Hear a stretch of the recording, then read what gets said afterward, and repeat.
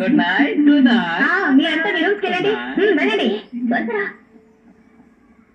రేపు ఉదయం గార్డెన్ లో కలుసుకుందాం.